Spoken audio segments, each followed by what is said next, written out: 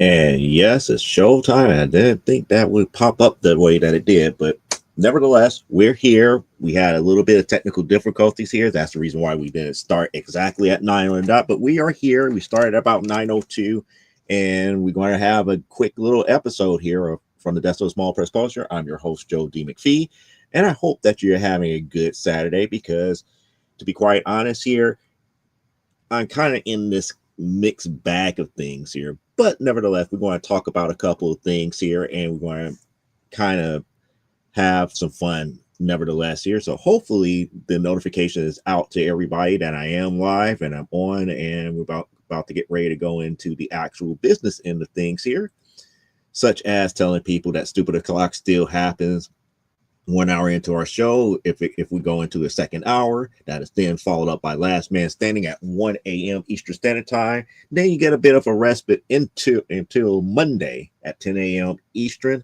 where you have Never Mind the Furthermore with Nicholas Tockard here. And yes, we're going to be wrapping up, I believe, we'll be wrapping up pre-Halloween Eve with another Comic Book Spectrum at 7 p.m. Central Standard Time. We're going to be talking about Thundar the Barbarian and finishing up a couple other key, well, at least Elaine will be finished up with a couple of key goodies to watch for the scary season and everything to that magnitude. So it will be one to be watched here. So that brings us back to, well, what we're going to do right now. Well, we're going to have one part recorded and part live new comic book pickups for the week. So without further ado, we're going to do the pre-recorded one first. Have it away, Joe, in the pre-recording.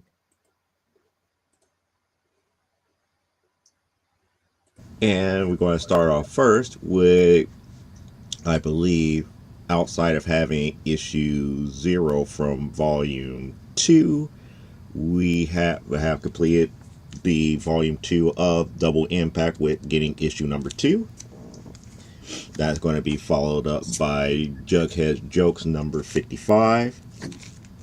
Another copy of New Mutants 87, the second print here. No, I don't have the first print, but I got 2 of the second prints here. We got another G.I. Joe 31 and a 96. We are slowly building up our Beavis and Butthead collection with issue number 15. And then we got a Jughead number 135.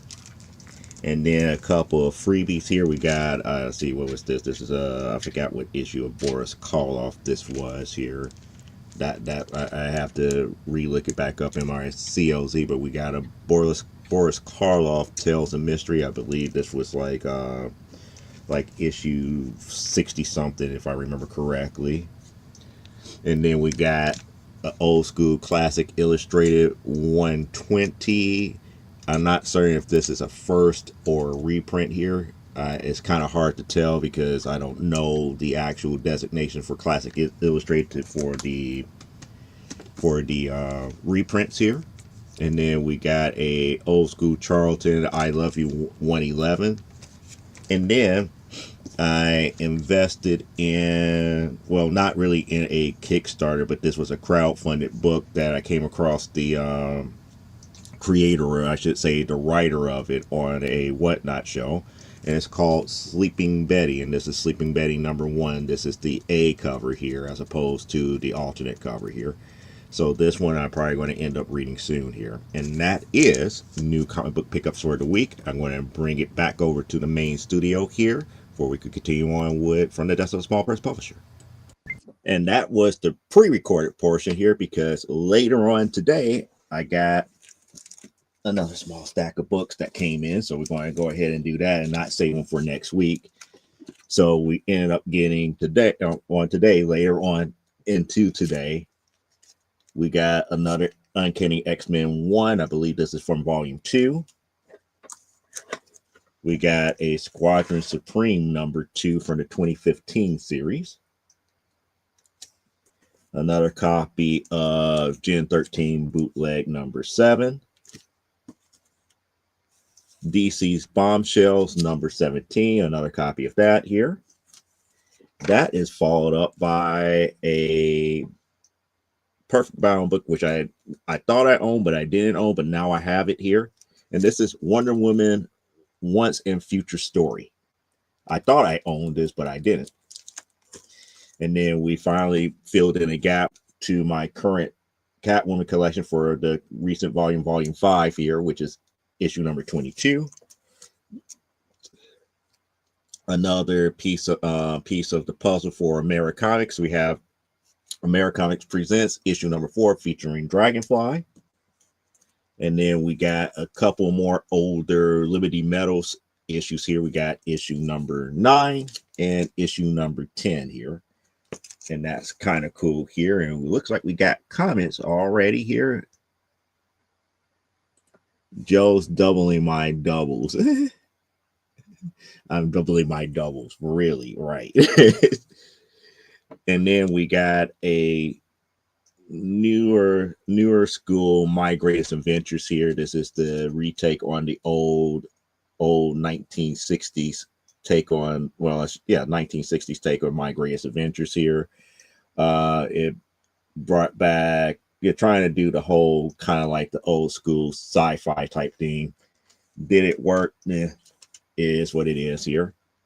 And then I got Spirit #12. I was missing this issue, Spirit #12 here. And what's cool is that they had an advertisement for Love and Rockets if you're ever into the universe of Love and Rockets. And then we got Thor #6 here. All right, this is the second copy of that. You know, talking about who is Thor. So now we have who is Donna Troy. Now we got who is Thor.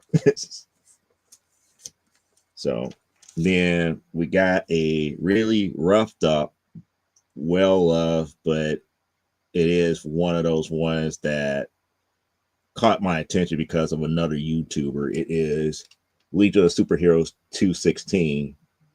And the reason why this one caught my interest is because this is one of the few characters that DC introduced that really only appeared in like 3 issues altogether in the whole entirety of the DC universe. And this is the first time he ever appeared in a DC comic. Even though it's roughed up, I mean, it's not that bad for a $2 purchase. You can't beat it with a stick. It's still a roughed up one, but it's something that I know for a fact I could probably get a way better copy of that, but I'm not going to spend the type of money to get it here. Then we got a more modern Blackhawks #1, which is pretty nice here. Then we got Gen 13 Bootleg #8, another copy of that. And this is coming back to what Parallax was saying about doubling my doubles. I ended up getting it twice. Why? Because it was $1 a piece. So I got 2 Black Panther #3s here. So they came in. One is bag and board, the other one's not, because and the one that is not is the one that is not in the lower condition, to be quite honest here. And then we got, I believe I have one of these, but I don't remember. But there is Iron Man #1. I'm not certain if I have this one. I know I have one that's similar, looks similar to that, but but according to CLZ, I did not have that here. We got Secret Origins. This is my second one. The Secret Origins of featuring the Doom Patrol, and this is the second one, all because that's the direct version. The one that I have is the newsstand version. Then we got another copy of Doom Patrol from, I believe this is volume 6. No, yes, 6, volume 6. This was the last one, the young animals version of Doom Patrol here. So I got another issue of that. Then we got JLL Paradise Lost number 3, which is pretty nice. And then we got another very low grade of Team Titans number 1, which is, like I said, for the low price of $2, can't beat it with a stick. Same thing with this one here. Even though it's pretty beat up, it's still an old school Supergirl number 7 for the low price of $2. Then we got Robotech number 6. And then I'm getting closer and closer. I think I'm only one issue away from completing my Supreme Powers set here. This is issue 15. I believe I'm only missing either 13 or 14. I can't remember. I have to check my app here. But yeah, with this one, that now brings it down to one issue of Supreme Power that I'm missing here. And then these are, well, actually, these two I know are duplicates here with the Justice League here. So Beanie approves my bookies so far. So we got Justice League number 2, Justice League number 3. And surprisingly enough, this is one of the bombshell girl covers that I thought I had, but I guess I didn't. But this is kind of like New 52 issue number 32. And according to CLZ, I did not have this at all. So that was fortunate here. So that brings us into the end of new comic book pickups for the week here. So far, all the books that were presented here are new and to my personal collection here. And that brings us to the accountability and updates here. As of right now, I believe I'm on page 5, panel 3. No, page 5, panel 5, which finishes up that page. Well, no, I take that back. We're on page 6, panel 3 for the one story here that I've been working on for the anthology book of Legends of the Giantess Slayer, and that was the college lecture portion of it. So we're almost finished with that. We got to finish issue 6 plus the tail end of it, which is 7 and 8.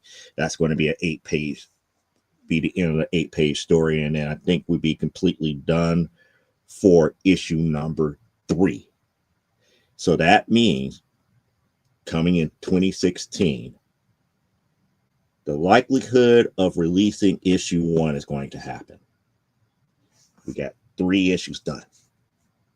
I feel comfortable enough to release the issue number 1 into the wild now, because I don't have to really worry about people asking me when the next issue going to come out, when the next issue going to come out, and when the next issue going to come out. With that, with issue number 3 being done, I could now focus back on Primetime Saturday Night number 6. And the closer I get Primetime Saturday Night number 6 done, fast I hit that drawing table for Amazonia number 8. And that's the key thing here is I need to get Amazonia number 8. And as soon as I get Amazonia number 8, I really have to buckle down to get AWF number 5 out, because that's been overdue. And I need to kind of push the behind the scenes story for Primetime Saturday Night a little bit more to have that 1-2 punch again here. So that is the key thing more so than anything else. And on that note, that brings us to tonight's topic. And we're already, only like 15 minutes into the show, we're already at tonight's topic. Now, I know you guys are up here like N.C.O, Wolfpack for life. You want to know why that's the topic for tonight? Because I'm actually thinking about we always have all these different groups and everything being represented in everything that we do, whether it be politics, whether it be for comics and stuff to that magnitude. Why don't I create one? Because it seems the more and more I look at videos here, and we got, there she is, there's Elaine. It seems like the more and more I look at what's going out there in the scheme, and I shouldn't say the scheme, but in the realm of community when it comes to comics, it seems like everybody is so wanting to get into groups that are so niche that it doesn't make any sense here. And and I sit back and look at, there's a whole bunch of videos dealing with people who want to make the hobby pay for itself and listening to all the speculation and everything to that magnitude. The one interesting one that I saw, and I shared it with Parallax earlier, it was one YouTuber who, pretty much went back to a book that Jim Shooter did that kind of warned us about the upcoming state of comics as a whole here. And a lot of things that Jim Shooter said has happened and is 100% correct. But the way it was presented was more out of a fanboyish type deal and not really being placed out there to, to really get people to really listen, to truly understand why Jim Shooter was saying what he was saying, and how the changes within these bigger companies and the mentality that was taken from being a art form, a very creative art form, which is comics, to collectibles, aka product. It's like, granted, you love Jim Shooter, you love the ideas and stuff that he put out there, but let's call a spade a spade. He was right. The average person that is now in the community of comics don't understand why, as he kept saying, Jim Shooter is a tyrant. It's like, no, he wasn't a tyrant. He lived this life as a creator from, like, a very young age, 13, 14, 15, 16 till his death. He lived this. He saw the inner workings. He worked his way to be an editor-in-chief. He saw what he saw. He knew what he knew. It has nothing else but validity. But to kind of fanboy the man to the degree and not just, let his data be the proof in the pudding, kind of takes away from the point of doing the video that you did here. So the more I started looking at that, I was like, why don't I create, go back to like why I like pro wrestling and create my own faction in the community of comics. Call it N.C.O, new comic order. And we're not going to do the whole Hulk Hogan thing. We're going to do N.C.O Wolfpack. Why? Because I recognize Nash and Hall more so than Hogan and everybody else that was in the other version. So that's my thing here. It's like, should I go ahead and start recruiting for this so-called faction or community? A part of me is saying, nah, I don't need the extra headache. I don't need to be like anybody else. Just stay the course, make my books and everything. But at the same time, it's like, we got to get better. The community has to get better. It's like everything is not about monetary value anymore. Everything is not about collectability. We don't talk anymore about artwork. We don't talk about creating greater stories. We don't have those conversations about, this is why I like Kingdom Come, or this is why I like Watchmen, or this is why I like this particular storyline anymore. Yeah, there's a handful of us out there that still do it, but the handful of us that still doing it are getting up in age. We need to show the younger set this is okay to do. We don't have to be hateful. We don't have to be cynical. We don't have to be overly critical about different things here. We have to be positive about those things that we love, or why we love certain stories, and why we love certain characters, and show and highlight and bring to other people's light. It's like, hey, this is cool because of this, or I like this character because I can identify with this, and this, and that, and the other that they've been through. And a part of it comes back to what Jim Shooter was saying here. When it goes over to the collectible side of things here, it became more about aesthetics. Comics was about inspiring. It was about giving that nudge of encouragement. It's about telling stories about overcoming things, or entertainment more so than anything else. It wasn't about get this particular artist cover and make money. It really wasn't. We bought into the stories. And when the stories become, and I don't even want to say secondary, it's tertiary. And for those who don't know what tertiary is, it's the third thing on the list. Sometimes I even think it's the fourth thing on the list. Then there's a problem. And that's one of the reasons why, when I look at the community as a whole here, those who have not forgotten about those stories that we love and talk about those stories. And I know, some people are up here is like, well, we always can't talk about the same stories over and over and over again. It's like, actually we can. But here's the thing. There are new stories that are being told out there that is not getting highlighted because it doesn't have the Marvel banner, or the DC banner, or the Image banner, or the Scout banner, or all these bigger companies' banners behind it. I'm not saying that the smaller press is the way to go, but they need some shine too. You can't always complain about what the bigger companies are doing if you can't show an example of anything that you truly love here and now.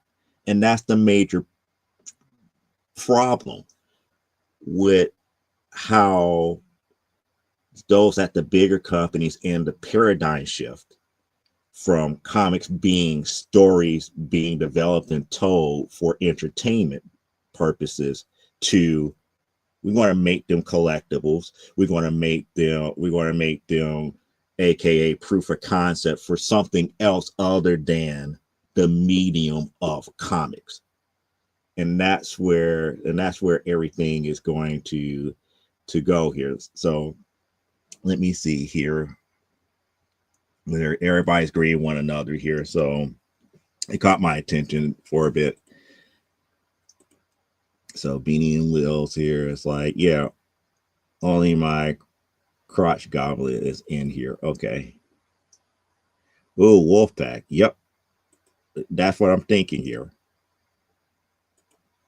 But I'm up here. It's like, the reason why I bring it up that way is like, maybe I'm going in the wrong direction. Maybe, all the things that I've been talking about on this show has been going in the wrong direction, because I've been saying over and over again, positivity, enjoy what you love, buy what you love, tell people why you love it. And the more I watch newer content come out from others, I'm seeing things like PSA versus CGC. It's like, it only matters based upon your collecting purposes. If you don't like CGC graded books and you wanted to go to PSA, so be it. But don't get mad when that PSA slab that you spent your money on doesn't yield you the financial reward that you was looking for. Just because you got a PSA 10, that PSA 10 did not outdo a 9.8 from CGC. That has nothing to do with the love of comics. That's pretty much the business aspect of making my hobby pay for itself, which is a completely separate thing than, hey, I got issue number 1 of this title and I love it because these characters is something that I can identify with. It told a great story and I want other people to read it. That's a whole different ball game altogether. And when I see more and more content where it's like, we need to go back to the way that it was. And I'm up here, it's like, you can't really do that either. Because we went back to the way things were back in the 1970s, the 1980s, and especially the 90s. I definitely want to avoid the 90s, but 70s, 60s, 70s, and 80s. The problem with that is your current target market would no longer be those who are, that it's like your target audience would be pretty much people above the age of 35, which is a losing battle in the first place.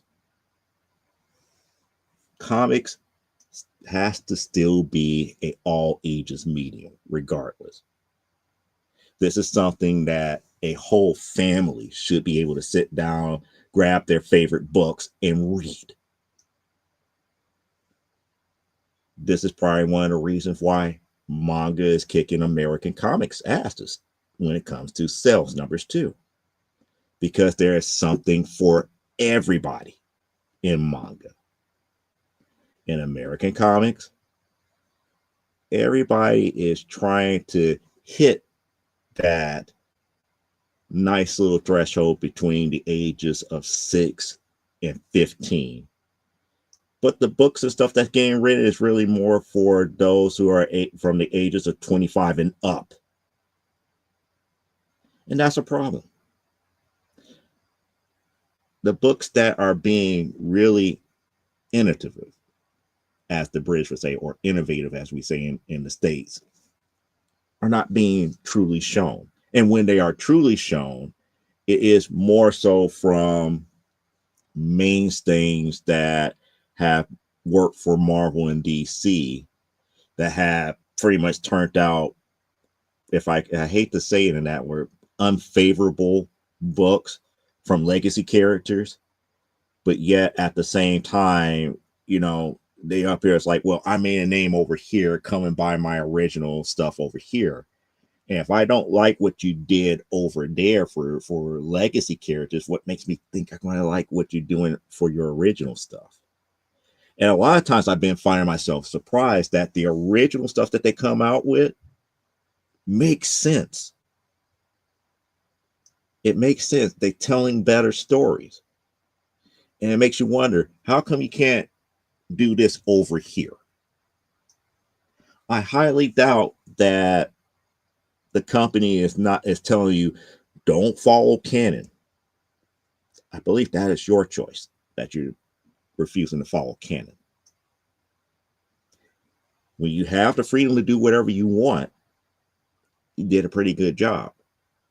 But when you have a toolkit and a sandbox to play in, you got a problem with it, because you don't want to be constrained to just that one sandbox or that one toy box.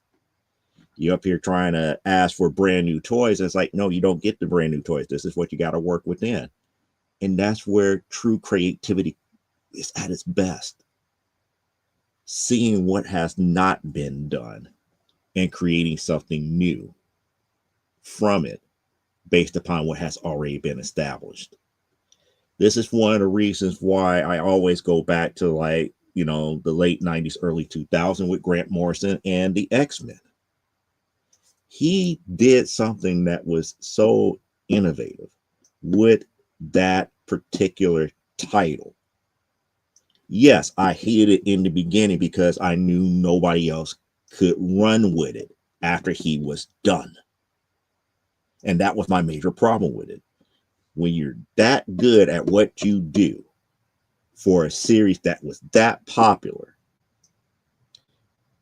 a lot of people was like, "Oh, I love it, I love it, I love it." It was just yum yum yum yum yum, eating up, eating up, eating up. I was up here. It's like, whoa, whoa, whoa, guys, slow down, slow down. It's like, don't be a glutton for this because once he leaves, that taste is going to turn bitter because of the simple fact that the next creative team cannot pick up where he left off and keep that ball rolling. So your only other alternative was, do we start doing campaigns, writing to Marvel to say, leave Grant Morrison on X-Men? Would Grant Morrison be the next Chris Claremont? Because Chris Claremont was late 70s all the way up to like, early 90s. Morrison could have took over the 2000 and still would have been working on X-Men today. But what we got was a great, great, great read.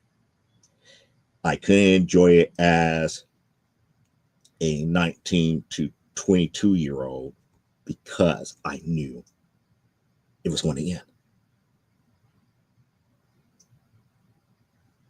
I could go back to Claremont stuff and still love it and still read it over and over and over again. I could do the same thing with the Morrison run. But the problem is we don't talk enough about why those runs are good. A lot of times we still talk about John Byrne. We don't talk enough about Dave Cockrum. We don't talk about why those building blocks from back then made the X-Men what it was by the time we got to 93 and the TV show. It opened up the door for the Jim Lee to come in to do what he did graphically for the X-Men. Matter of fact, it opened up the door for a company like Capcom to come in to give us Children of the Atom at first, to give us Marvel superheroes a little bit later, based upon a lot of the sketches and drawings that Jim Lee did, to get us to an X-Men versus Street Fighter, which relied heavily on John Byrne artwork to give it over to artists in Japan. Those stories are not being told about why we like what we like. But we want to quibble over, oh, this book is so bad and so terrible, blah, blah, blah, blah, blah, blah. If the book is bad, why are you wasting your energy on it? All thing you had to do is like, yeah, I picked it up, I didn't like it. Move on. Or I'm not liking the direction of this title's going. Okay. I say that a lot about, Tom King's Wonder Woman. But what do I normally say it afterwards? I still appreciate it because we got new people sitting at the table becoming Wonder Woman fans. Those who love what Tom King is doing with Wonder Woman come to me and say, this is why I like it. And once they tell me why they like it, I was like, you know what? You got a valid point. I'm glad that you do. I don't, but I'm glad that you do. Enjoy it. There's nothing wrong with allowing people to enjoy what they love. Just because you don't like it doesn't necessarily mean that the person sitting next to you has to hate it too. If they enjoy it, let them enjoy it. Nobody's putting a gun to your head to say you gotta like it or else. So if that was the case, I would have been dead because a lot of the church, as Parallax said, the Church of Batman would have got on me. or a lot of the Church of Superman would have got on me. They're like, how come you don't care too much for male-led titles? Because it's been there, done that, already seen a lot of it. I mean, they all pretty much doing pretty much the exact same thing. You know, the male ego is not that hard to write. How we respond to things is not that hard to write. Writing things from a woman's perspective is a little bit different, more interesting. Because why, they do have to deal with a lot more. They have to be told in a certain way, and it have to make sense. And that's the key thing here. So, like I said, it really makes me wonder: do I have to create an N.C.O? Do I really do? Or is it just one of those things that, hey, this is just a flash in the pan. This is like the flavor of the month, or flavor of these couple of years, and things are going to eventually change for the better or change for the worse. And I'm being told to keep on preaching. So at least I resonate with some of you on this matter, you know. And being that we're in the month of October, have I not once tried to stop anybody from celebrating Halloween? Because, like I said, I'm not into this holiday. I'm not into horror stuff.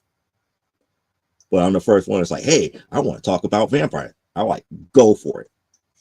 You know, teach me something new. Just like the other day, I went to this one claim sale, and Parallax know which claim sale I was on when I say it, you know, it was dealing with the smoozer in the gang here. And one of the things that I found out is, like, one of the people that helps sells books that's there, and we won't name names here. But, you know, name begins with T, ends up in an Oni. So I found out that, you know, he's been selling Film Force for quite some time, but never took the opportunity to read it or know what was a key, what was not a key, some of the things about the book. He's just like, okay, you know, this book, we got a couple of these issues. I just going to start them at $4 or $5. That's like, Tony, you need to pay more attention. Some of those books are actually valuable. And I started teaching him about this one of the series that I love, and eventually got other people who collect Film Force. We start talking about, have we, you know, met Bill Black, one of the creators of Film Force, and all the different things and all the uniqueness about each issue that were either keys, minor keys, or first time artists. And I told him, it's like, I eventually told him, it's like, I broke down, told him, it's like, I told him, it's like, the 3 that you sold me a couple of weeks ago. It's like, yeah, you know, those are the 3 that you asked for. It's like, you remember how much you charged me for? It's like, yes, do not ever do that again. And it's like, why? And I broke it down for him. One of those issues that he sold me was the very first comic book artwork, cover, and interiors for Greg Horn. His very first comic work was through Film Force. That book alone was $100 to $150 book.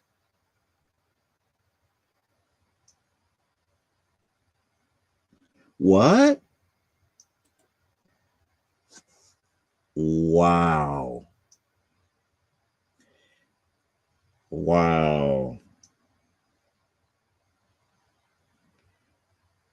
Now, if my memory is correct, June Lockhart was, dang it, what was her name on the show?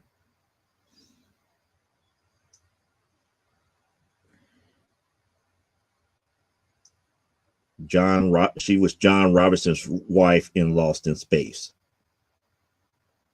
Every time I hear June Lockhart, I always think Lost in Space. She was John Robinson's wife. I can't think of her name here.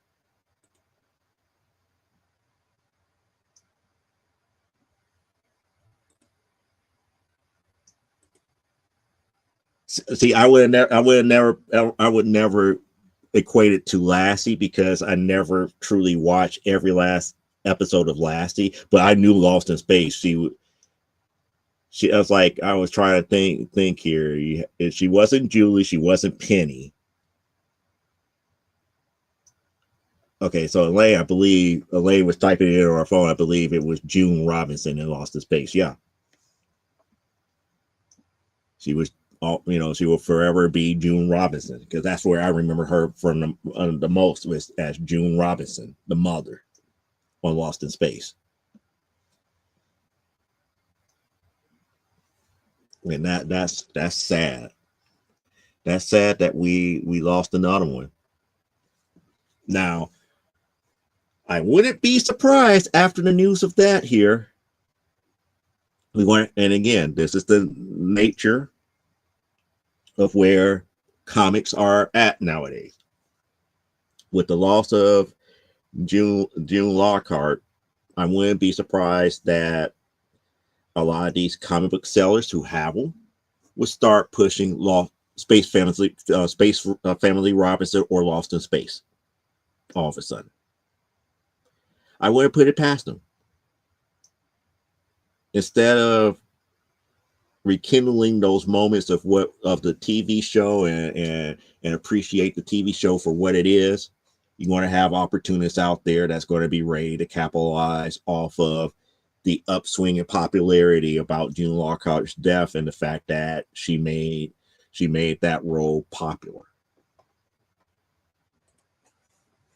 Yeah, her daughter went on to the part for to the cast of Battlestar Galactica when it was on ABC. Wow. Okay.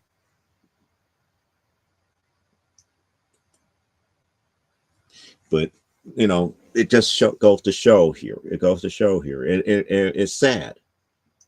It's sad. To me, it's just very, very sad here. Maureen, yeah, that Dr. Maureen, yeah, Maureen Robinson. Thanks, Parallax. That sounds right. I couldn't think of it because it's like I like what Netflix did in the series when they remade it, but it's still not the class. It's still not the classic '60s series. But to me, it's like it's comparing apples and oranges, looking at the 1960 series and then looking at the redo that Netflix had. A lot of stuff that they did with the Netflix series kind of fixed a lot of the stuff that went wrong in the 1960 series. But then again, other things that they did, they updated it a little bit too much. They updated it a little bit too much to make it work here. Yeah, she again when you get north of 35, that type of attitude would change. That's all I'm going to say here. You're not at north of 35 as of yet. You're probably almost there.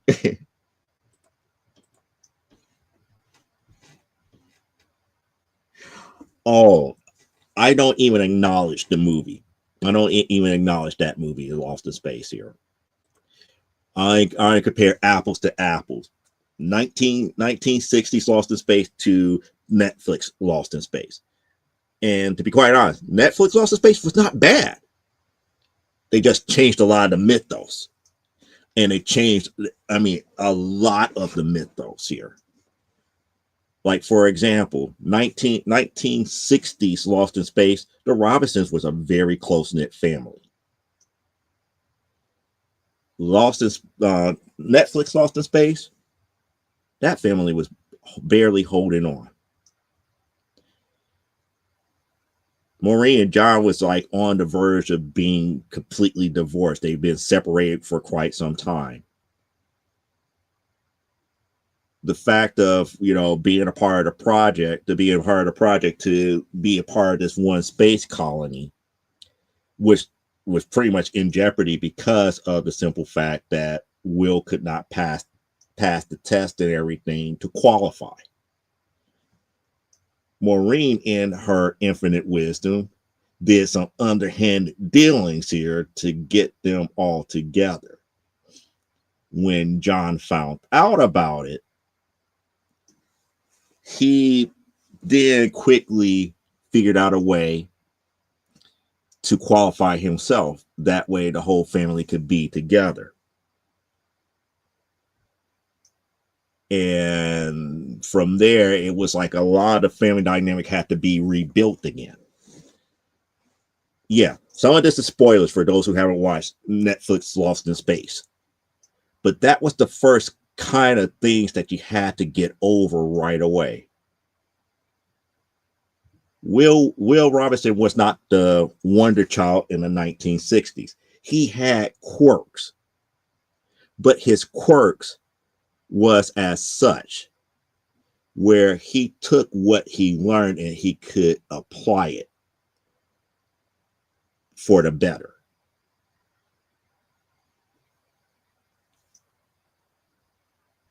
Judy had a purpose in the Netflix version. She wasn't just, there because, John and Major West were best of friends and, she just didn't fall in love with John's so-called best friend and they was about to have a relationship and everything. No, she served a purpose. And they made her adopted. She's not the natural daughter of John and Maureen in the Netflix version. She was adopted. She became adopted shortly after Judy's actual real parents got lost in the first attempt to colonize space. So the Robinsons adopted her. She is quite older than both Penny and Will. And Penny wasn't kind of like that tag along either. She served a purpose. She was quite cynical, but she served a purpose.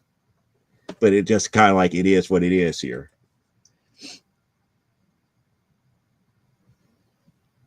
That was the Catwoman of the TV reboots as the movies. Oh, wow. Wow. Yeah, they tried later, but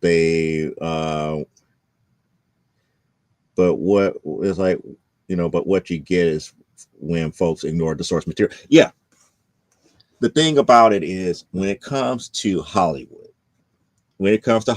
they always want things to relate to the demographic that is of the now or that has the it factor that they're looking for. That 90s movie ignored a lot. The Netflix series, the major controversy that happened really wasn't a controversy until after you understand what they was trying to do with Dr. Smith's character. Once you understood that, the way that they cast it was smart. Was it the best move for them to do? No. Because again, people love canon. The canon was upheld as far as getting a character that was a diehard saboteur mentality. They got that part right. It wasn't a gender swap. It was something that was a little bit deeper than that. Because we ended up having not only the person that we got being Dr. Smith, we also, that person end up also doing identity theft on top of that.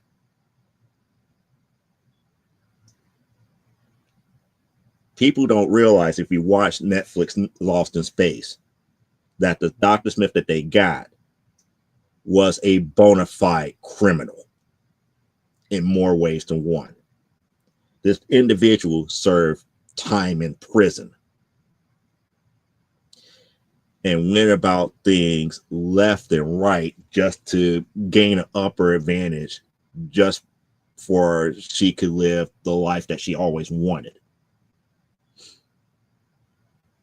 Now, how she got into the whole thing about the space colony, without really giving you too much of a spoiler,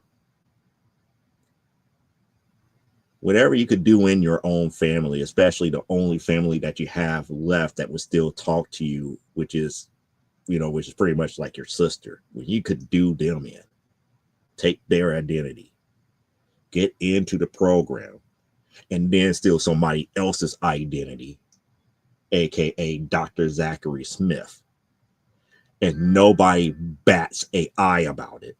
You're that damn good as a criminal. But no, she's female. Dr. Smith should not be as female. It's like, did you not see the character progression and growth there?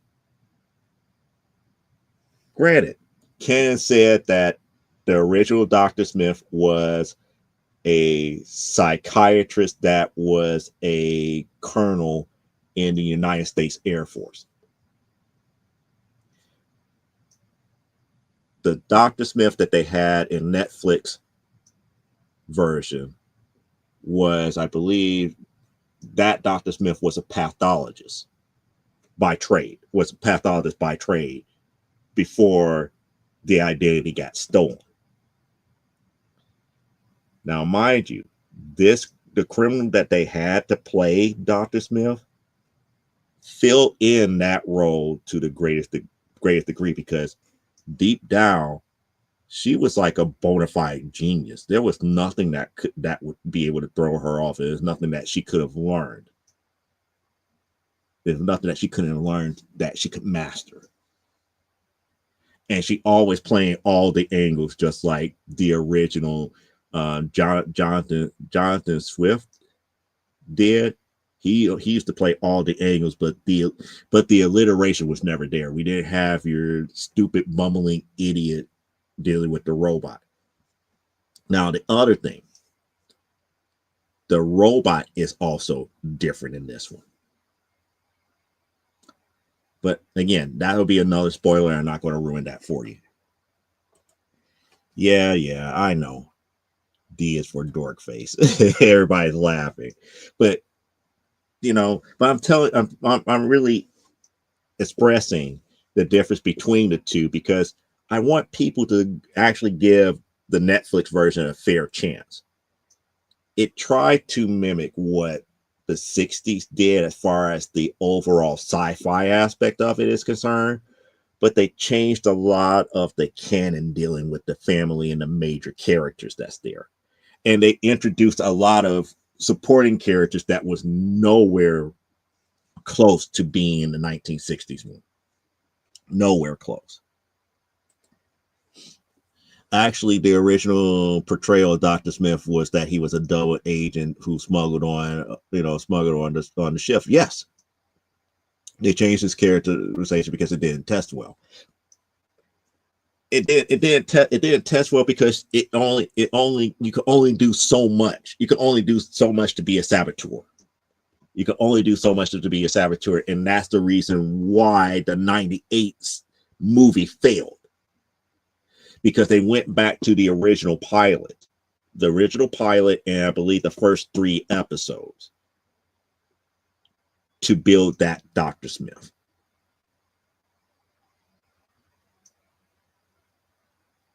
But Dr. Smith was very cunning. He was manipulative, cunning, and all this other stuff, which this newer Dr. Smith in the Netflix version was very much like. I saw the, I kind of saw like the apples to apples comparison of it. And it's like everybody wanted to, focus in on the gender. I was like, no, focus in on the characterization of what they're trying to do. They gave us a very good Dr. Smith in the bigger scheme of things. But again, people get caught up in what they love and not see things as they are here. Yep, that's why I couldn't get into it. Yep. The 98 film was just like, it was just so much stuff here. But at least with the Netflix thing, they really explain why Will was as special as he was. Will became the wonder child only because he saw things differently. He was able to, if I could say in this words, either unite people or bridge the gap amongst multiple people just by, the way that he approached problems. And that was kind of like the thing here. Now, I don't want to ruin too much about the significance of the dynamics between Will and the robot. When you look at it from the 1960 version and what we have with the Netflix version, they're apples and oranges. The friendship is there. That friendship is still there. But the dynamic of how that friendship came about was night and day difference.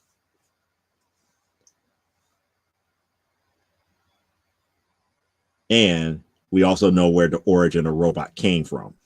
They explained the origin of robot in a different light in the Netflix version as opposed to the 1960s. Because the 1960s one was like, yeah, it was built on Earth to help the Robinsons.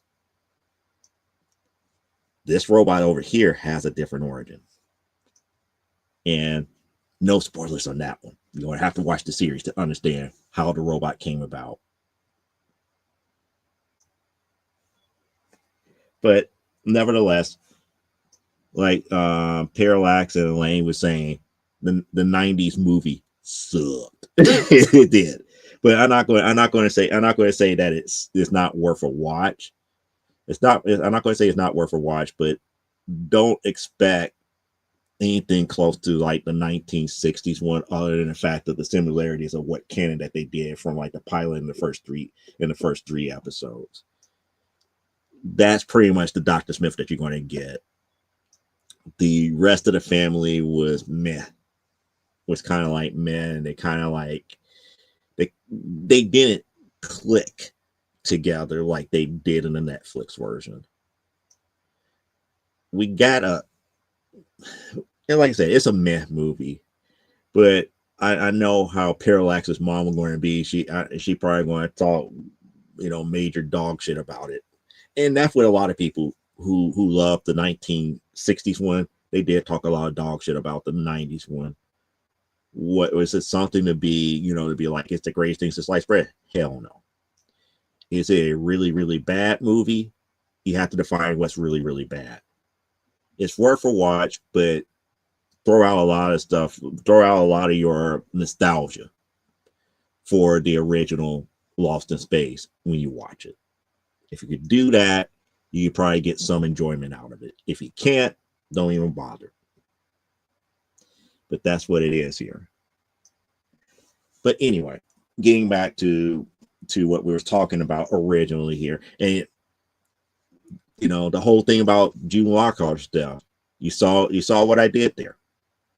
I didn't harp on why certain things were bad. We talk about what we loved. We did compare and contrast and saying that I love this about the 1960s. There's certain things that happened with the 1990s movie, and there's a lot of the Netflix stuff that people, they poo-pooed on, but there's something there. There's a little bit, there's substance there. If I could say, there's a lot more steak there than sizzling in the Netflix one. But you have to take the time to let it marinate and not be as strict to the old 1960 series here. Yeah, yes, we talk smack, but they really screwed the pooch. And that's the whole thing. That's the whole thing here. I mean, there's a lot of movies that I could say they screwed the pooch on, that if you go back to the source material, it's like, if I take off my nostalgia glasses and watch it for what it was, I could get a little bit of enjoyment out of it, But if I have those nostalgia glasses on, the movie is ruined for me. I can name movies right now that did that. One that just came to my mind was Wing Commander. As much as I played that that computer game series on my old, 286 and 386 PC, as much as I played that game, when that movie came out, it was a disappointment. They went away from the source material. Now, mind you, that was another movie that came out late 90s, early 2000s. Well, no, late 90s. It wasn't in the 2000s that Wing Commander came out. It was in the 90s. It was like late 90s. It was about 98, 99. Yeah, it was marketed to us or us original fans. Yep.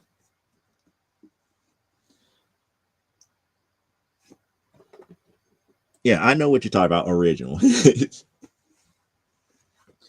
But the thing about Wing Commander was they kept saying from the popular computer game and this, that, and the other. So it was marketed to those who played the game and really loved the game and loved the story behind the game. They up there was like, well, they took some of the characters, they kind of made it similar, but it didn't have the heart. It didn't have the heart of the first three games. By that time, Wing Commander 3 just came out. And it didn't have the heart of any of those first three games. And by the time we got Wing Commander 3, guess who we had being the main character of Wing Commander 3? We had Mark Hamill in the actual game, and we got that crap on the movie screen. Give me my Mark Hamill as the main character, and all these other subordinate characters that were like well-known actors. We wanted that. They gave us what they gave us. But when I take all that stuff away and strip it all away, if I did not know anything about Wing Commander, it was an okay popcorn movie. You just have to treat it as a popcorn movie. Is it something that is worthwhile to be saying like, oh, we got to get people to watch it? Hell no. It's more along the lines like, oh, it's like a Saturday afternoon, and you want to turn on the TV and watch Samurai Saturday or Samurai Sunday if it's on Sunday. It was one of those type of movies, like a Saturday afternoon movie, a Saturday afternoon action movie that you could watch here. Thank you. Somebody else. Popcorn rookie. Yep. Yep, it was one of those types of things here. Yeah, the last time I went to the theater, I took in Chinese takeout barbecue spare ribs. Get on my.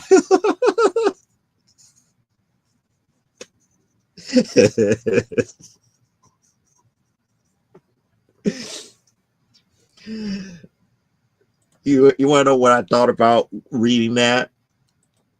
I thought about Bruce Lee. It's like, oh, you haven't had Chinese bear ribs? I thought about that line all of a sudden. So sorry about that. Oh, I think I might actually have popcorn. Yeah. Sourdough popcorn. That's possible. But saying all that to say, it's like when you use IPs that has already been established and they remake it or repurpose it, you have to be pretty good to capture that same magic, or else it's a waste. That's what the bottom line is. That was one of the things that I honestly believe that caused Watchmen to be a failure. And everybody wants to say, why are you picking on Watchmen and why is Watchmen a failure? Because those who read the Watchmen comic books, outside of the stuff that the comedian did in the books, it was pretty much one-to-one. It was pretty much one-to-one. What we got on the screen was like really one-to-one to what we got in the books. And why it was a failure, because Those who love the comic book loved Watchmen as a movie, but moviegoers hated it because they couldn't follow it. They didn't know what to make of it. And that was the major problem. And this has come back down to what I've been trying to tell people about when they make a movie out of comic book IP. They have to think about the moviegoer first. They have to write things for the moviegoer to understand. The moviegoer is not a comic book fan. So you have to write it in such a way that they can understand it to make them like the source material to hopefully go back to the source. That's not an easy thing to do. And we saw that over and over and over and over again. One of the movies that I love, V for Vendetta, and a lot of people love V for Vendetta. Fortunately for me, I read the trade paperback before I went into that movie. And I went into that movie and I was like, this was not in the book, why were certain scenes that were not in the book? And then there's certain scenes that I'm up here, I was like, I'm glad it didn't make it to film because it would have made the film controversial. Very controversial. And they wouldn't be able to get away with it. But there was other things that they took liberties and they took an X-Acto knife and they chopped it up, sliced it up and everything to make it more palatable for moviegoers. And it is what it is here. My stepdad used to take us to the drive-in. My mom would literally pack like we were going on a picnic. And we ended up at the cassette stand.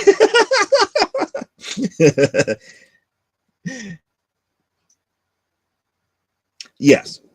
Eventually they did Watchmen as a TV series, but it was like all the events that happened after the movie, and they did more of the stuff that they couldn't do in the movie dealing with the comedian and Silver Spectre.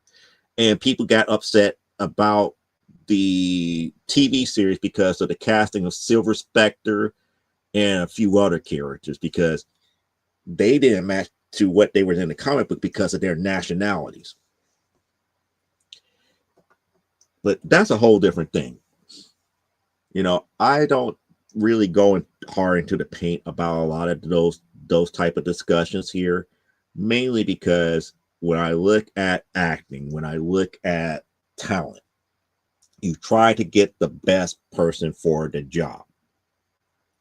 Unless the character specifically states a nationality that plays a role for that character, why does it matter? In this case, Silk Spectre, the nationality didn't matter. It really wouldn't have. They got who they thought was the best actress available, and it worked. Now, for those who want to hate on that, take your hatred elsewhere. I mean, we don't get what we want. I mean, I do question, casting choices and everything, and then some of these actors and actresses surprise me. Others don't. But to get upset about nationality, we shouldn't.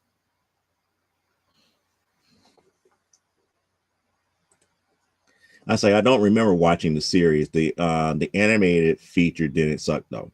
See, I haven't seen the animated feature, but I do know that the TV series dealing with Watchmen, a lot of people liked it, but it was a lot of different controversy about the casting. People hated a lot of the casting for it until they really saw it for what it was. And like I said, it's always best to get the best person to play the role. It doesn't matter unless it's something significant.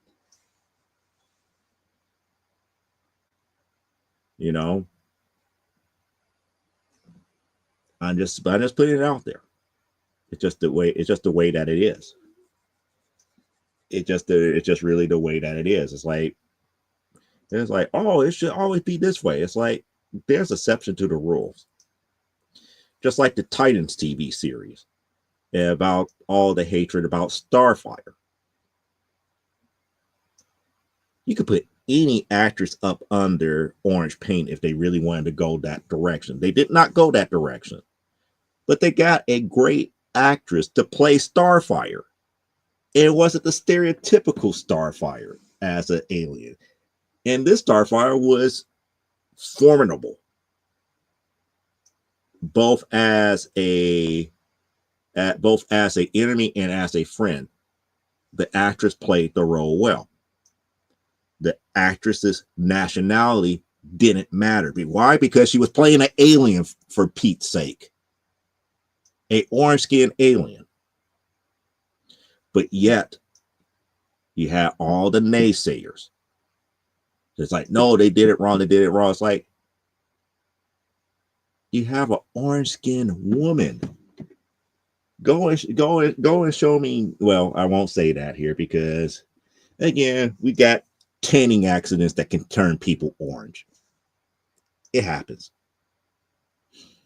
But naturally so, I don't believe that we have people that are typically just that way. It is what it is. I grew up at a time when play every race imaginable. Limitations of life comes most immediately to mind. And well, here's the thing to address that comment, because technically you're right. But also during that time, there weren't, I would say, those who were financing these projects weren't going after actors and actresses of said ilk. They could have got, back in the day, they could have got actors and actresses. I believe I'm having, yeah, there we go. I had a little bit of connectivity issues here, but they could get actors and actresses of those nationalities because, again, I remember, what was it? I can't even think of his name for Bonanza, the cook from Bonanza. They actually found somebody that was Asian to play the cook from Bonanza. You know, there were, you know, every so often they had people that were Native Americans to play the Indians in some of those roles. But you're right. The majority were Caucasian. But you also have to look at the state of the industry at that time. A lot of those who had the power and had the money went after those actors and actresses that they know and did not want to give opportunity to those who met those qualifications. Now, fast forward, 50, 60, 70 years? There's no excuse at this point to go after the best actor or actress available. There's no excuse. But we got to that mindset because of those practices being in place. A lot of people are still in that mindset about when it comes to source material and understanding, is this character really up this way or are they not? And that's part of the problem. Hop Sing, yes, thank you. Only reason Hop Sing came to mind because I remember the episode of Bonanza where Hop Sing had to teach Hoss about fingerprints to save little Joe in this one court case dealing with trying to convict little Joe of murder. And Hop Sing is like, you know, the problem here is that what they have to prove is that it was his chop that was on the banister that did the deadly blow. And it's like, what do you mean by chops? And he was showing them the idea about fingerprints. Everybody's fingerprints were unique. And because, you know, the fingerprints was, you know, on the banister was off of a freshly painted banister. So those fingerprints were imprinted onto that banister leg very good. So to prove Little Joe's innocence, he made him press down like his whole hand on this one mirror. He took like some powder and wiped it away, and it showed fingerprints. And he pretty much showed the judge the fingerprints that was on the banister leg and Little Joe's fingerprints. It did not match up. However, the person that was accusing Little Joe, it matched up perfectly.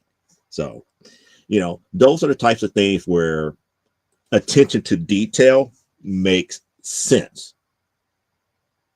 Because, he's up here saying, this is what we did from my country. And it made sense for them to actually have a Asian actor play that. Now, back in days in the 30s, 40s, and 50s, there was no choice. There was no chance that they're going to do that. And if you did get those roles, it's going to be those roles that were kind of like bit parts in the meaning here. I still admire, I can't even think of her name from Gone with the Wind. Best Supporting Actress. Even though a lot of people may not like her Oscar win, it was an important step towards recognizing that actors and actresses of other nationalities can win. Thank you, Hattie McDaniels. As you can see, I'm bad with names unless unless I see it or a big fan of it. But Hattie McDaniels' win spoke volumes. Quietly so, but it spoke volumes. People want to cheapen it, but it still spoke volumes. It opened up the doorway, but people couldn't flood through because it was just a sliver of an opening. And we have to get, and as more and more people go through that doorway, it had to be widened. Now, I believe that people make too much of it now. Only because, to be quite honest here, I just believe the Academy is flawed. And the more that I learn about how the Academy Awards work, it is one of those in theory should work. When you have former winners looking at other potential winners' body of work for that year, and then determining who should get it and who should not. But when those former winners don't look at every last movie that came out that year to really see who truly deserves the award, there's a problem. I'm not going to knock the way that the system was originally set up. I'm knocking the execution on it. This is one of the reasons why we still seeing the same type of movies over and over and over again getting nominated, and the same people or the same ilk of people always winning. I mean, it just, in theory and how it's set up, it should work. But in practice and execution, it doesn't. Only thing I can say, it takes due diligence. And when I say due diligence, they have to look at everything, not just for selected people. They have to look at everything for that year. But it is what it is.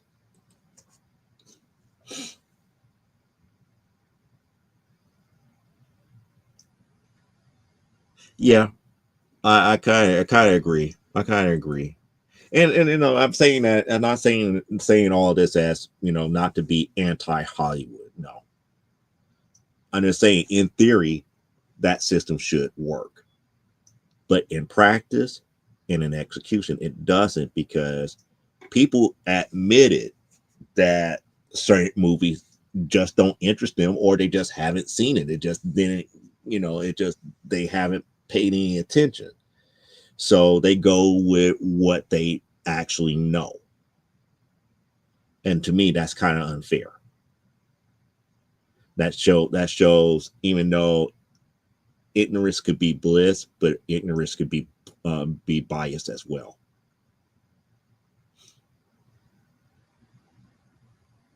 Not knowing about something can lead to biasness. But you know, it's just one of those things to kind of make yourself kind of go like, just weird. Just weird and just why?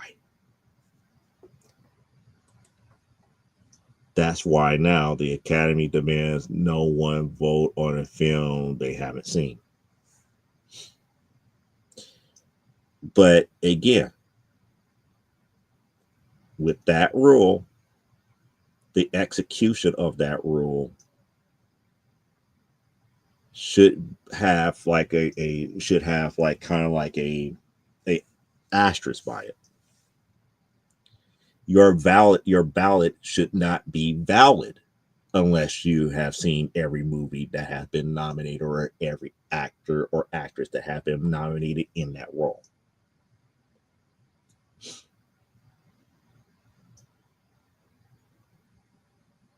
See, that's the problem. In theory, that should work. In practice, it doesn't. Because now, if you can't vote, if let's just say you have 4 movies and 4, well, actually, let's take this one step further. You got 6 movies that are up for Best Picture.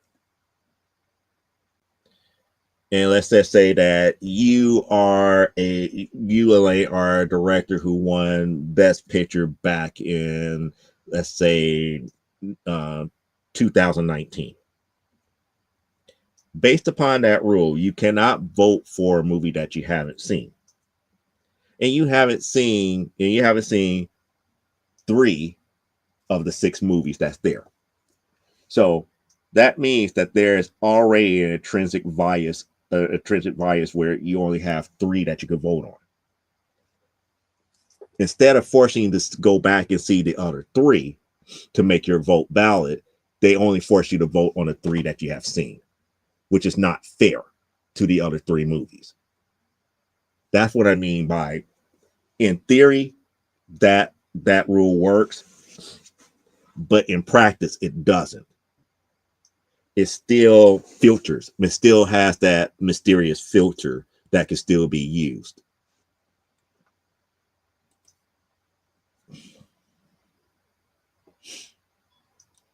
There again, the question is how many actually shows up and how many actually really pay attention to the movies. Just saying. I'm not poo-pooing the rules.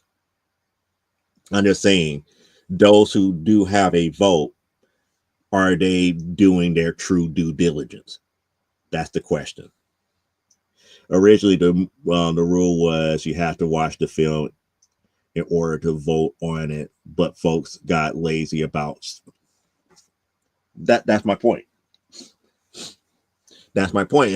And that laziness has been in practice for how many decades? People are now calling them out on it.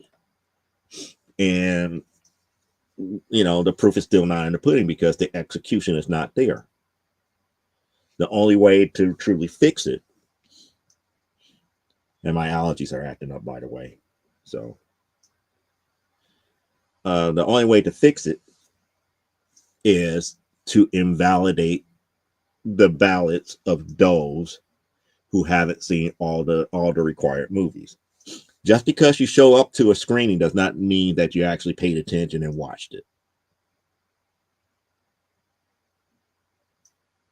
Just saying.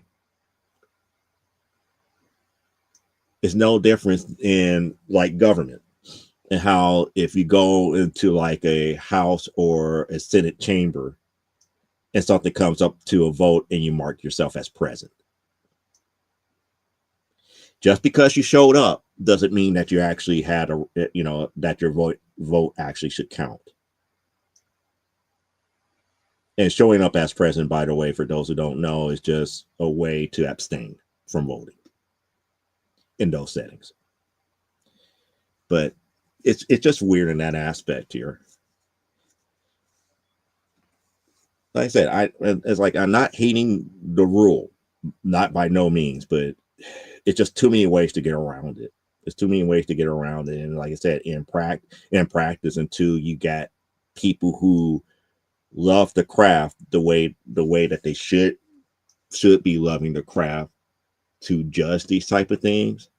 We won't see it getting better anytime soon. Just like with the Eisners. Like I voted for, voting in the Eisners several years now. Some of the books I have not read. In a way, I'm kind of like, I have no idea about the nomination process, but by the time I get the actual ballot, I would say about 80% of the books that get nominated, I know about. It's that last 20%, because the last 20%, they pull these books from all which place that never truly hit what we consider a mainstream market. And when I say a mainstream market, I'm not saying that, it was a DC product or Marvel product. I'm saying mainstream because most comic book stores didn't carry it. The way people found out about it was either through crowdfunding, through the company website, through means of like webtoons or something off the wall that it may not catch your attention. And a lot of good books who were nominated may not have gotten a fair shake, all because of the fact that the voting masses might not participate in those venues that those books were offered on. No difference than how to look at the Academy Award situation. In a lot of ways, you have to ask, it's like, does that invalidate the majority of the ballots that were cast for the Eisners? Because now it's showing that there's going to be intrinsic bias. If I'm not constantly reading on webtoons, anything that got its start on webtoons for like comic of the year, I might not be aware of, or have to go out to webtoons and try to scarf up. I hate to use the word scarf up, but scarf up what material is out there and try to judge it in a more rapid pace instead of really letting it, instead of truly dissecting it and seeing if I really like it or love it. The same problem. It's almost like sometimes it feels like you're kind of voting present. And then, especially when it comes to like a lot of these artists that gets nominated for like best inker, best colorist, and stuff to that magnitude. I don't know every colorist that are out there. I don't know every penciler that is out there. I don't know every inker that is out there. I have seen a lot of people's work, but I don't know every last one of them out there. And in that case, it becomes like a popularity contest. Is it really fair? No, because again, there's bias. Now, is it still an honor to win one? Hell yes. Because again, it's clout. It's a goal and a dream to win one. Is it a hard road to get one? Yes. Just like for an actor and actress, it's hard to get an Academy Award. Just for those who do stage, it's hard to win a Tony.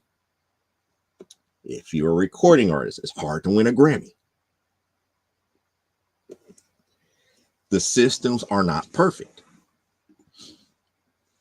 but it really relies on the fact that those who do have a vote do their due diligence.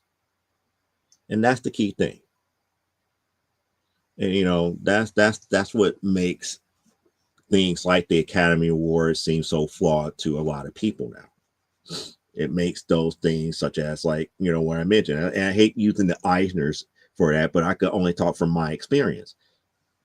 I don't read everything up under the sun, but I try to research it the best as I can. And then, like I said, it's like with some books I have read, I enjoy. That's on that list. Other ones, I'm literally making a snap decision based upon what little information I could find out about it. Based upon, the point that it takes a lot more to try to find the books. But it's just, it gets kind of, is what it is. Yeah, when screens are invitation.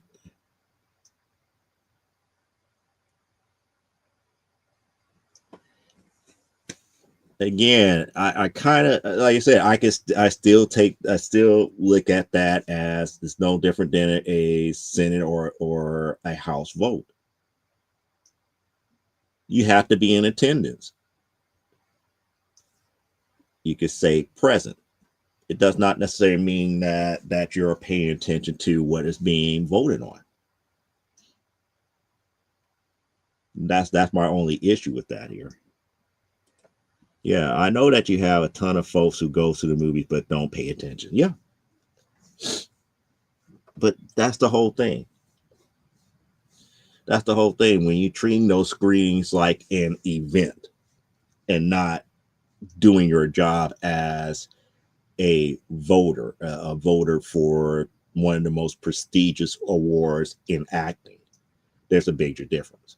There's an apples and oranges difference in that.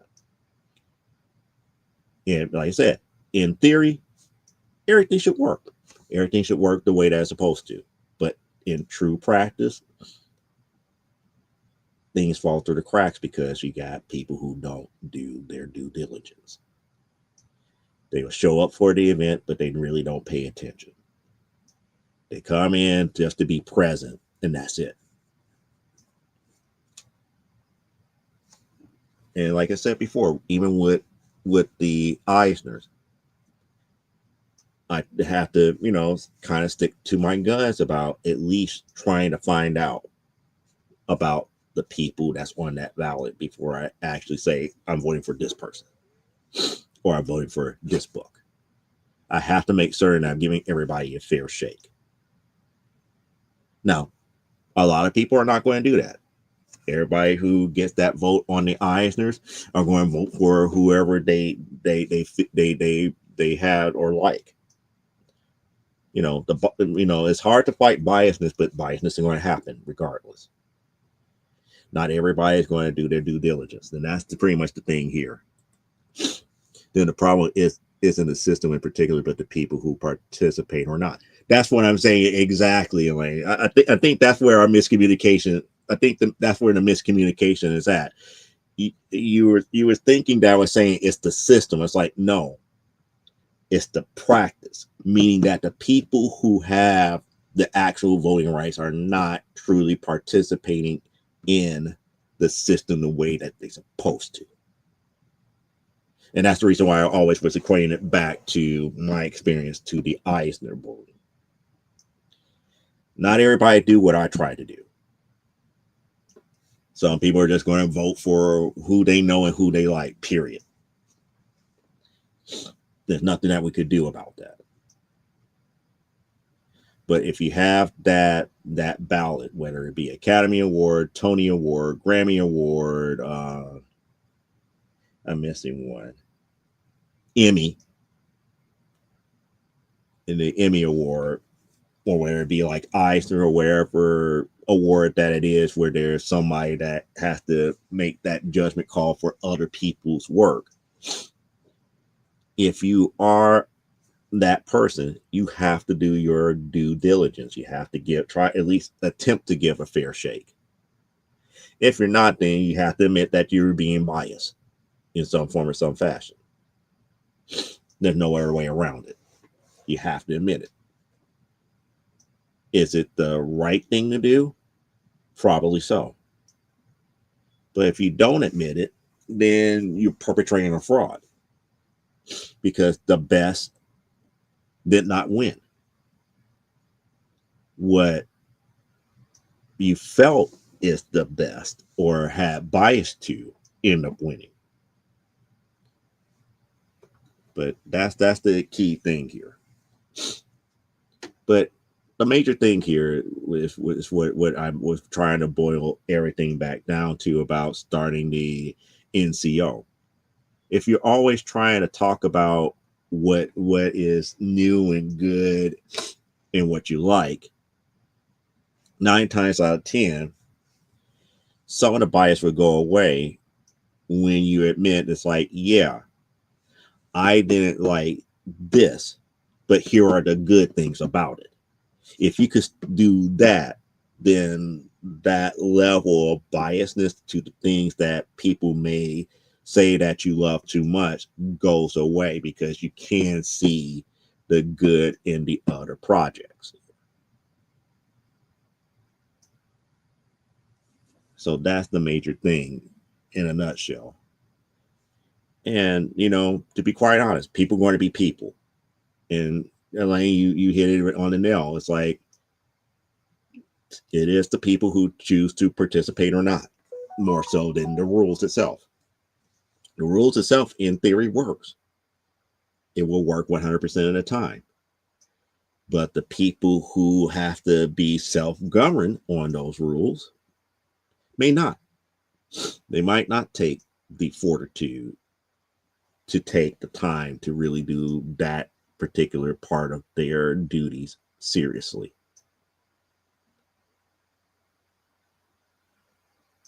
And if more people started doing that, then we get to see a difference in how a lot of the movies that get picked and nominated changes. It's just one of those things that is like really self-explanatory.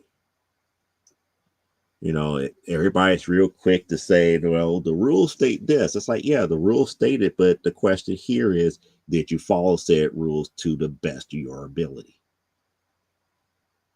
There are always rules and engagements for a lot of things here. And and Elaine, you and I know the military aspect of it. Those rules are not as inflexible as people think they are, but they are there to govern our actions to the best of our ability. And if we choose not to follow to the best of our abilities, we have to be held accountable for it.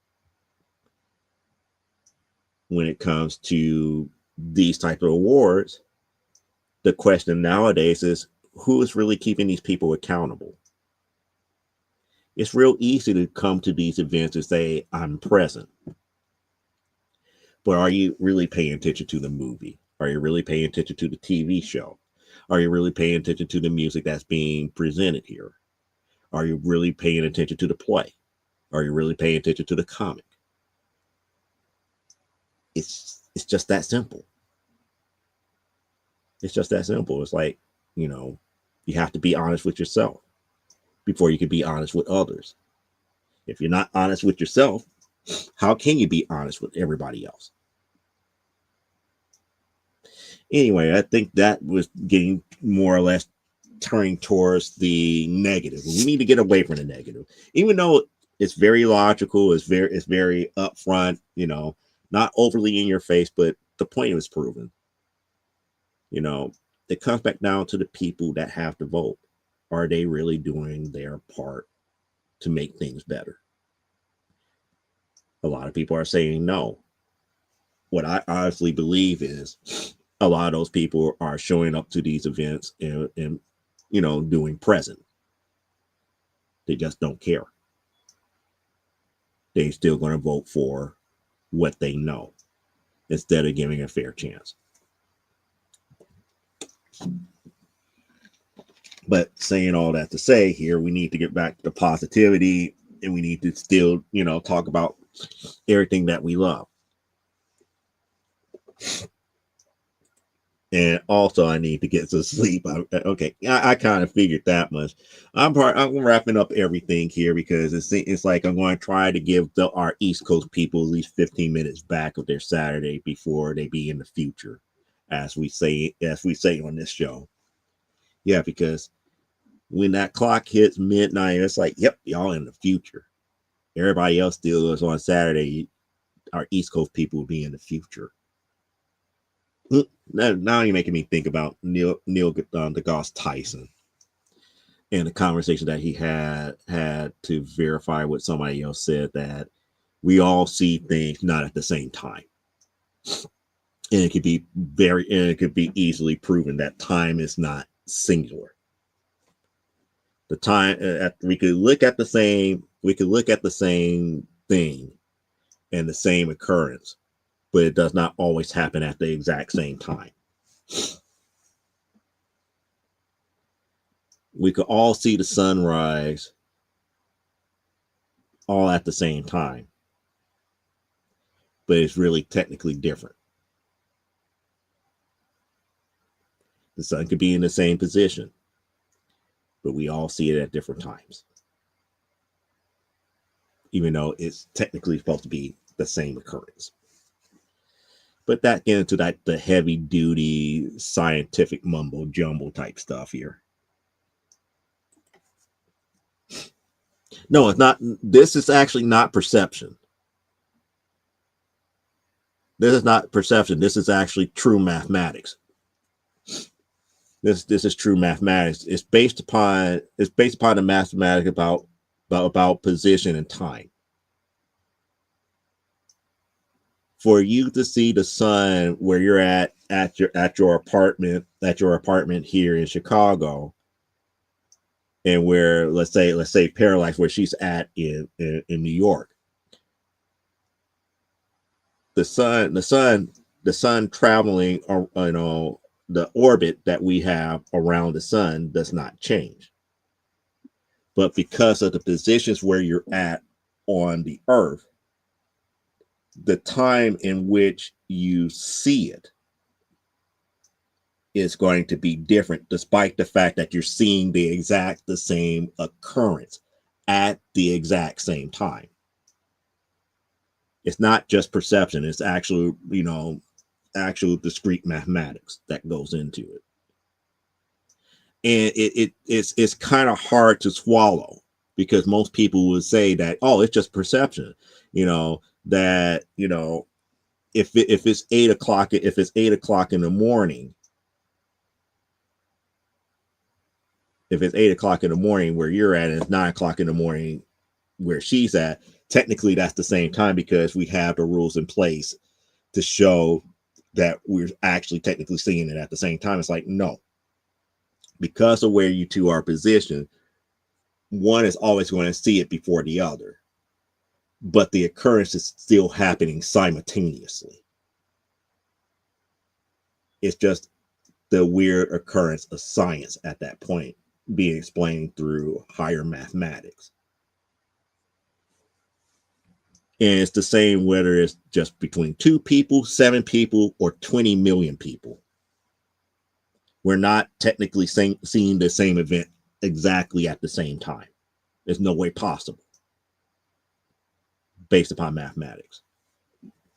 But like I said, that's a whole nother story, and why I didn't go for like a master's degree and all this other stuff in mathematics and higher order physics.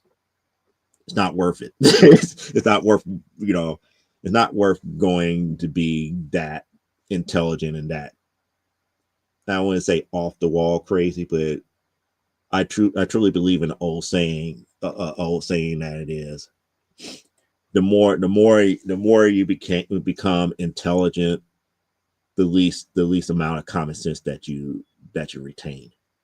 So the more that you learn, common sense goes away. So when you start talking about stuff like that, and This is basic mathematics, basic science. Some psychology does play into it, like how Elaine said about perception. It does play a factor. But the mathematics and the actual science behind it still holds true. It's like it's the same event happening in the same type of timing for the object that is or the event that's being held, but mathematically it's no way possible for the people that's involved that's witnessing it to see it at the same time, because we're all in different positions on the planet, and for the distance for us to really see what we see has a different time variable associated to it by mathematics. That's the best way I could explain it without going to like all the higher order type stuff here. But nevertheless, that's tonight's show. It is, well, I'm going to give the East Coast people 10 minutes back. So as I always say, live life, grow, and be well. We'll be back here next week. What we'll talk about, I don't know. Hopefully there's going to be something good to talk about for a change here. And, don't forget to like and subscribe. Leave comments. I do reply back to comments and everything. So if you like what we talk about, you like the conversation and everything, chime in. If you think I should start the N.C.O, let me know about that. I see what we can do here. But right now, the community of comics have to change. We do. We have to really, truly start focusing in on the more positive about the stuff that we do love to outweigh the monetary and the financial aspects of what's going on and all of the dislike as far as what things are being done to attract younger audiences. That part is going to be natural. But the thing about it is we got to talk about the things that we love, whether it be the newer stuff that's coming out, the older stuff that's been there, or stuff that's in work in progress. We got to start being positive about the actual stories and the actual artwork as far as the overall medium itself, and not really worry about the collectability per se. Until next week, live life, grow, and be well, and we're out. Have a very good evening.